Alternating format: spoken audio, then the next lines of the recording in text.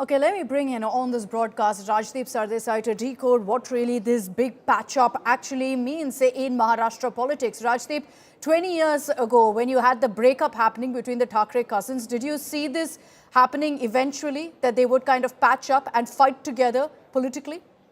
Well, it was a bitter parting all those years ago, and therefore you could argue that you couldn't really forecast them coming together, but you never say never in politics. And the truth is, over the last 20 years, there have been occasions where there have been attempts made to bring the true cousins together, but it's never worked out at the last moment. This time it's different, Akshita, because for Uddhav Thackeray and his party, the BMC elections are a battle for survival, do or die. And for Raj Thackeray, it's a battle for relevance because Raj Thackeray has completely lost his political equity with all the somersaults that he's done over the years. 2014, he was supporting Narendra Modi. 2019, he was anti-Modi.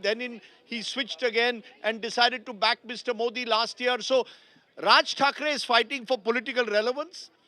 Uddhav Thackeray is fighting for survival, and together they are trying to revitalize Brand Thackeray. So it's in that context, I think, that they've come together. This is, I wouldn't call it opportunism, but it is just the best case scenario for them. They had little option but to come together, given the fact, Akshita, that the BJP has now emerged as the dominant party in Maharashtra, and particularly Hindutva party #1 after Bharatiya Thackeray passed away. You know, you say it's the need of the hour, Rajdeep, for both sides, which is what perhaps necessitated them coming together in this manner. But is this the ideal scenario? You know, we're talking about a Raj Thackre's eminence, which has never actually tasted any electoral success. As far as Uddhav Sena goes, has been rocked by rebellions. There's been a lot of questions over Uddhav Thackeray's leadership. So can the two actually work any magic? Well, look, never say never in politics. The truth of the matter is that there is a core Shiv Sena vote base out there. And the only hope that the Shiv Sena has is to consolidate it. The so-called Marathi Manoos, or the Marathi-speaking populace of Mumbai. Now, that's declined over the years because of migration. It's about 35%, according to most estimates, is the Marathi Manoos. The Shiv Sena UBT is hoping that can they get the Muslim vote also in Mumbai like they got last year in the Lok Sabha, and make it what is called the Mamu factor, Marathi plus Muslim. Now, Raj Thackeray is the kind of leader who immediately alienates the North Indian constituency, which is also considerable in Mumbai. So, in that sense, it's very difficult to predict how successful they will be eventually in the elections. But as you just asked me, they have no option. If they fight apart from each other, they only end up eroding each other's vote bank even further. Remember, the Shiv Sena itself split with Eknath Shinde taking away a sizable chunk of legislators and corporators with him. So this is a greatly downsized Shiv Sena. The only way it can hope to have a fighting chance in the BMC is to come together, which is what they've done. And I don't see problems for the workers on the ground. I think they will actually be enthused, but whether that's enough to actually take on the BJP juggernaut is uncertain. One more factor, the Congress now, as a result, will withdraw from the so-called MVA alliance. So the Congress will fight on its own, and therefore you don't have a united opposition against the BJP like you had in the Lok Sabha.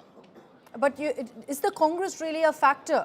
You know, Rajdeep, in the larger scheme of things, if you look at the BMC elections, was this a gamble that was worth it, essentially, for the Uddhav Sena to bring Raj Thackeray in? And if the Congress wasn't okay with being a part of the Aghadi in the scheme of things and how things are, is this a gamble that was in the right direction, essentially? You know, this is something we can only answer on the 16th of January when the results come out. But relations between the Congress and the Sena UBT have been strained at the local level. There is a section of the Congress which feels that it must fight elections on their own, build the party. There is a section of the Shiv Sena UBT which feels that tying up with the Congress has given the BJP a chance to suggest that the Shiv Sena has betrayed Bharatiya Thackeray's Hindutva plank. So there was unease on the ground. In that sense, the Shiv Sena, UBT and the MNS coming together on the ground, as I said, could enthuse the cadres.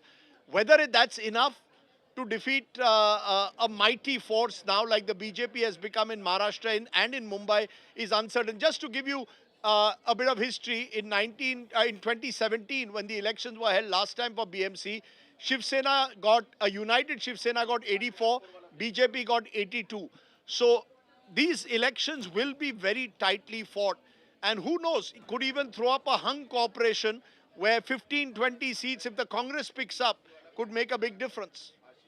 You know, looking just at the pictures that we're seeing right now, Rajdeep, you know, everyone's reminded of the whole legacy fight over Balasaheb Thackeray and his legacy between the two cousins, between Uddhav Thackeray and Raj Thackeray. Seeing these pictures today, right now, of the two cousins kind of patching up, there's still a question mark over who really takes forward the legacy in the true sense of Balasaheb Thackeray now. Absolutely. When I look at those pictures, I can see what their opponents will say, Parivarvad. Classic example of Parivarvad, the children of Raj Thackeray and Uddhav Thackeray, Aditya Amit Thackeray also there, their wives there, that this is Parivarvad. But yes, there is that legacy battle which has to be fought. Remember, it's more than a decade since Balasaheb Thackeray passed away. And the breakup of the Shiv Sena in 2022 and the manner in which Eknath Shinde took away such a sizable section of legislators and corporators has clearly meant that that battle for legacy is very much on. And we'll have to see how that battle now really plays out, Akshita, because as I said, this is an existential fight now for the Shiv Sena. They can't afford to lose the BMC. The BMC was the very basis on which the Shiv Sena spread its wings across Maharashtra. This is where they made their first dent in the late 60s and early 70s, got a mayor in the early 70s. So all these years later, it's almost as if the wheel has come full circle. You're going back to where it all started, hoping to build again from ground zero. Okay, come, of course, Jan 16th, we will know how effective this alliance and this reunion of the Thackeray cousins has actually been. Thanks very much, Rajdeep, for joining us here on India Today with your analysis, with your perspective of what's playing out right now in Maharashtra. Interesting times. The next few weeks in Mumbai will, of course, be crucial in the countdown to the BMC elections. Long delayed, finally happening in January. But let's talk about Uddhav Thackeray and Raj Thackeray. Are they a formidable force or not?